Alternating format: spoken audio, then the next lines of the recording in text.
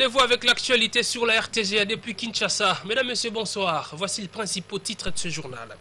Processus électoral en RDC. L'envoyé spécial des États-Unis dans le Grand Lac a réaffirmé la position de son pays de voir les élections être organisées dans le délai constitutionnel. Tom Perillo l'a dit au ministre de l'Intérieur et à la Commission électorale nationale indépendante. Après la démission de l'abbé Malou Malou, la CENI rend hommage à une brillante personnalité. La société civile cherche déjà celui qui va les remplacer à la centrale électorale. L'opposition dite citoyenne en appelle à la recomposition de tous les bureaux de la CENI.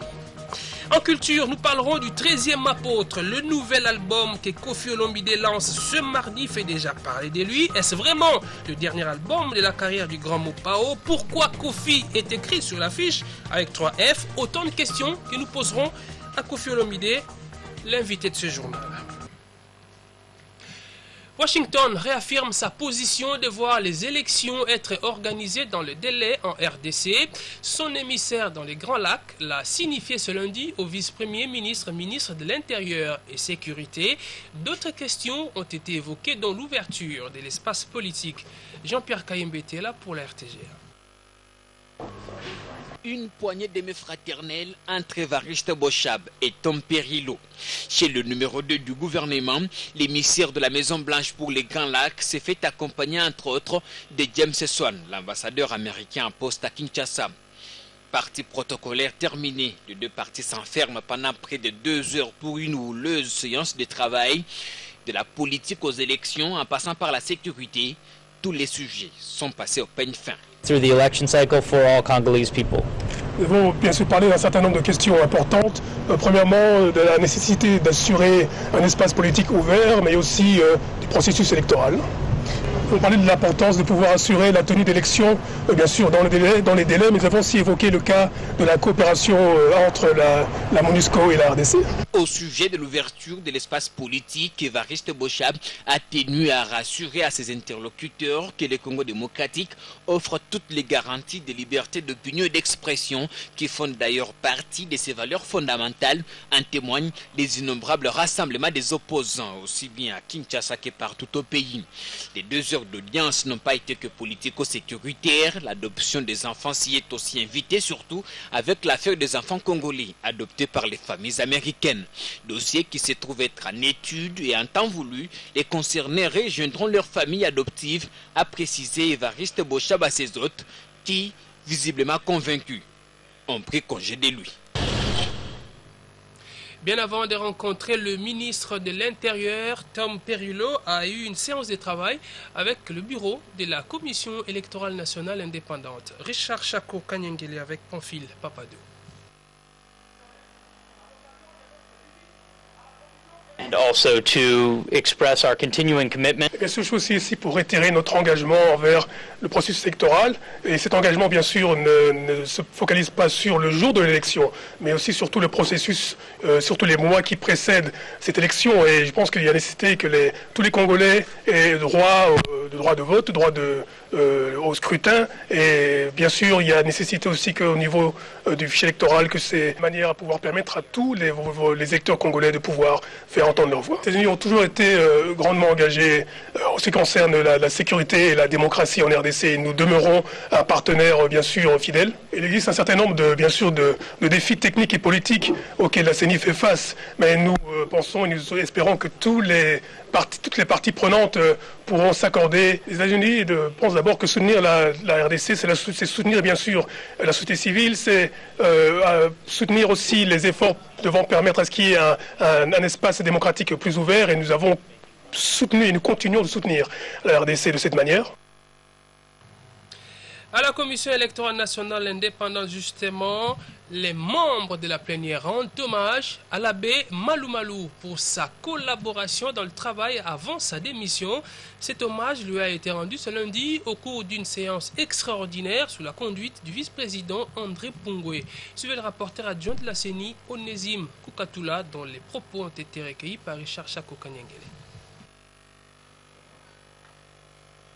Les membres de l'Assemblée plénière rendent hommage à cette brillante personnalité qu'est M. l'abbé Apollinaire Malou Malou Moolungu. pour sa collaboration durant les temps de travail qu'ils ont passé ensemble. Et ce fut pour tous les membres une expérience enrichissante sur plusieurs points de vue.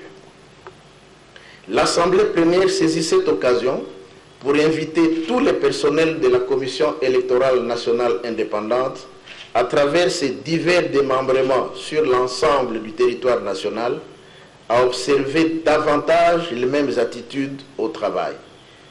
Discipline, professionnalisme et respect des textes légaux et réglementaires en vue de la poursuite et de la réussite du processus électoral en République démocratique du Congo. La démission de l'abbé Malou Malou à la tête de la Commission électorale nationale indépendante n'a pas laissé indifférents les acteurs de la société civile congolaise, tout en regrettant cette démission. Ces derniers réclament déjà, disent déjà se mettre au travail pour se choisir le successeur de l'abbé Malou Malou. L'opposition dite citoyenne en appelle, elle, à la recomposition de tous les bureaux de la CENI.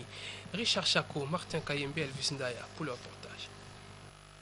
Que c'est un peu avec regret parce que c'est un expert réel de la société civile qui a l'expertise qu'il faut. Mais compte tenu de son état de santé, nous compatissons avec sa santé. En même temps, nous relançons la question de comment le processus peut encore être guidé et orienté. Parce qu'il n'y a pas un leadership qui comprend les mécanismes d'organisation d'élections, nous risquons de tomber dans des cycles de violence. Nous pensons qu'il est grand temps que la société civile maintenant se mobilise de façon beaucoup plus responsable pour ne pas tomber dans le calcul et intérêt des autres, de telle manière que la personne qui pourra succéder à M. l'abbé Malou Malou représente la personne qui a l'appui de tous. Nous allons pourvoir très rapidement à son remplacement et celui-ci devrait être fait en observance totale de la transparence et de l'inclusivité. Cette désignation devrait tenir compte d'un bon nombre de critères et vous le savez, celui qui vient de partir, quoi que l'on dise, a été l'une des expertises africaines dont nous avions eu la chance d'avoir à la tête de la CENI. J'ai été parmi les grands négociateurs de la restauration de la CENI, alors président du groupe parlementaire INC Allié. Je crois qu'on s'était limité en cours de route. Peut-être que le moyen de réformer encore est arrivé. Comme Malmal vient de démissionner, la tête est coupée, tous les corps sont affectés. Si je vous dis que le délégué de l'INC là-bas, c'est Gustave Wamba, c'est moi qui ai signé la note pour l'envoyer à la CENI, comme président du groupe parlementaire. Quelle indépendance il a? Des propos recueillis par Martin Kayembe et Richard Chako. La société civile a un rôle à jouer dans la protection des droits humains et valeurs démocratiques dans le cadre d'un processus électoral apaisé en RDC. C'est ce qui est au cœur de l'atelier national ouvert ce lundi par la nouvelle société civile congolaise au centre Bondeko dans la commune d'Elimété. Richard Chako, Elvis Ndaya. Ce sont des hauts cadres de la nouvelle société civile congolaise venus de toutes les provinces de la République démocratique du Congo qui prennent part à cet atelier axé sur le thème « Processus électoral apaisé en RDC, rôle de la société civile dans la protection des droits humains et valeurs démocratiques ». Tout en se préparant à l'avènement des élections apaisées et non violentes en République démocratique du Congo, cet atelier a pour but de dégager le rôle de la société civile dans le processus électoral et le mécanisme national non partisan de protection des droits des citoyens. Et là, nous avons fait appel à l'arrière-pays. Donc, au lieu que Kinshasa réfléchisse, qui n'est pas du reste tout le pays, nous avons pensé que nos collègues qui sont en province vivent certaines situations, ils vont le témoigner dans la salle.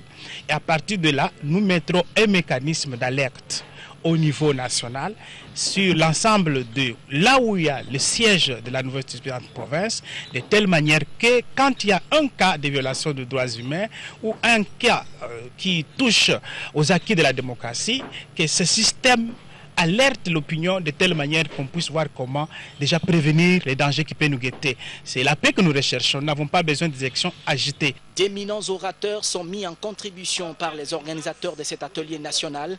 Question d'outiller les participants des connaissances sur le rôle de la société civile dans la protection des droits humains et valeurs démocratiques en République démocratique du Congo. Les membres du PPRD et d'autres partis politiques de la majorité présidentielle disent être derrière les actions de Joseph Kabila et marquent leur désaveu à ceux qu'ils appellent ennemis de la paix en mal des positionnements politiques. C'était il y a peu à travers une marche organisée par Deler Kawinondongo, vice-gouverneur du Kasaï central. Pamphile Kayombo.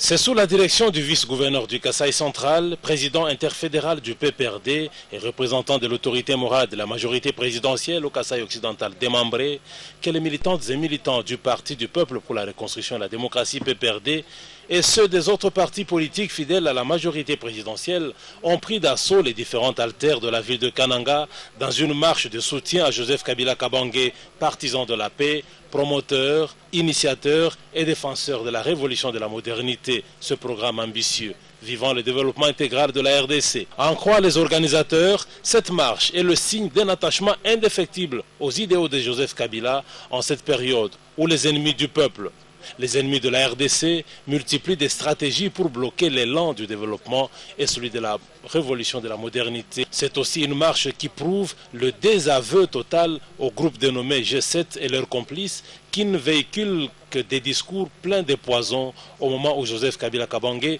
se trouve derrière plusieurs actions pour le bien-être de la population RD congolaise en général et du Grand Kasaï démembré en particulier. C'est une manière pour la majorité présidentielle du Kasaï occidental démembré de désavouer les frondeurs et tous leurs partenaires, surtout tous les ennemis de l'action du chef de l'État en ce moment où la révolution de la modernité fait son chemin à travers les pays en général et dans la province du Kasaï occidental démembré en particulier. Tenez, bientôt et très bientôt, les travaux de l'électrification de nos milliers mieux du Kasaï à partir de Chit-Katende vont arriver à terme. Le député provincial Daniel Mbaye, qui a lu la motion de soutien en sa qualité de coordonnateur provincial de la majorité présidentielle, a fait savoir que l'heure n'est plus à la distraction, d'autant qu'il n'y a que des traîtres qui quittent la majorité présidentielle.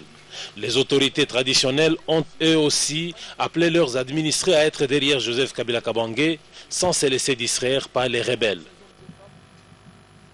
Autre titre de l'actualité, bientôt la création d'une société de pêche industrielle en RDC. La Troïka stratégique qui l'a annoncé a également approuvé le texte portant création de l'autorité de régulation du marché des assurances. Les membres de cette structure gouvernementale ont noté la démission du président de la CENI et exhortent la société civile à désigner un autre président pour la poursuite du processus électoral. Suzy Kibira-Omari. Autour du Premier ministre Matata Ponyo-Mapon, les membres de la Troïka stratégique ont fait le point sur la situation politique et économique sur le plan international et national. La République démocratique du Congo a participé activement aux assemblées annuelles du Fonds monétaire et de la Banque mondiale qui se sont tenues à Lima au Pérou. À cette occasion, la directrice générale du Fonds monétaire international a relevé que le monde n'est plus en crise économique, mais qu'il s'observe des mutations et que chaque pays devrait s'y adapter. Il a été examiné au cours de la même réunion le dossier relatif à la création de la société de pêche industrielle. La Troïka a proposé que au niveau du Conseil des ministres, l'option soit levée pour créer une société mixte où l'État aurait une participation d'à peu près 20%, tandis que les privés, nationaux et étrangers pourraient intervenir à la formation du capital pour 80%. Le projet de décret portant création de l'autorité de régulation du marché des assurances a été approuvé et sera transmis à la commission économique et financière du gouvernement, puis à la commission des lois et finalement au Conseil des ministres. Les membres de cette structure gouvernementale ont affirmé que les vols inauguraux de Congo Airways ont été un franc succès. La Troïka stratégique a noté la démission de l'abbé Apollinaire Malumalou, président de la Commission électorale nationale indépendante, et demande à la société civile de désigner un autre président de manière à ce que le processus électoral puisse se poursuivre. Le vice-premier ministre de l'Emploi, Travail et Prévoyance sociale a présidé ce lundi à Kinshasa la cérémonie de clôture de la session d'évaluation de la production et des recettes de l'exercice 2014 et du premier semestre 2015 des centres de gestion de l'INSS. Willy Makiachi a prêché aux participants la bonne gouvernance à travers les 5 principes dont la responsabilité et la transparence. Jacques Moulouba et Sylvain Bété pour le reportage. 5 jours durant, les participants à cette session, venus des différents centres de gestion et de production de l'INSS, ont passé au peigne fin les indicateurs de recettes afin de déceler toutes les insuffisances et dysfonctionnements. La problématique clairement cernée, l'objectif visé a été de placer la performance au cœur des centres de gestion. De leur cogitation et échange, il s'est dégagé en termes de recommandations la nécessité de procéder à l'assainissement du secteur, de procéder au renforcement des capacités des agents et de renforcer le mécanisme de cotisation sociale. Ces recommandations feront l'objet d'une attention soutenue, a souligné Madame le directeur général de l'INSS. La session d'évaluation dont nous recevons les travaux se situe dans cette dynamique de la promotion de l'excellence, de la transparence, de la réduction des comptes dans l'administration de nos centres de gestion. Ces assises d'auto-évaluation constituent les leviers de la gouvernance à l'INSS. Comme le préconisait Winston Churchill, je cite, « Le vrai génie réside dans l'aptitude à évaluer ». Fin de citation.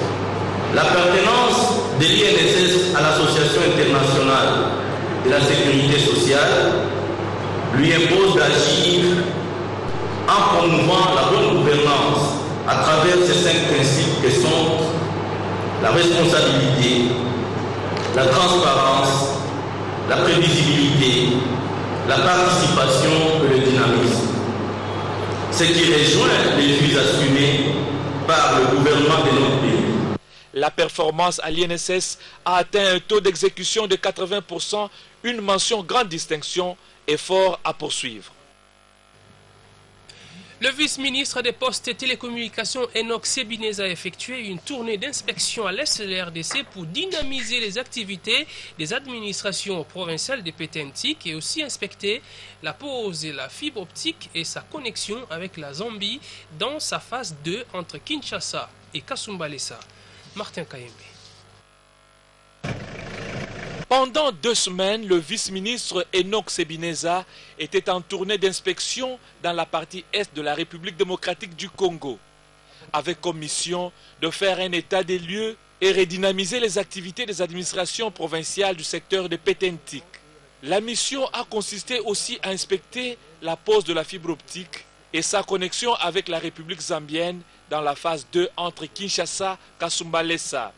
Le vice-ministre a aussi inspecté le site et les équipements de services du secteur de Pétentique, à savoir la SCPT, le Renatelsat et l'ARPTC. Enoch Sebineza a échangé avec les cadres et agents de son secteur, question d'imprimer une nouvelle vision promise par l'autorité des tutelles. Vision qui consiste à la prise de conscience afin d'amener la RDC au niveau des standards internationaux dans le domaine de Pétentique.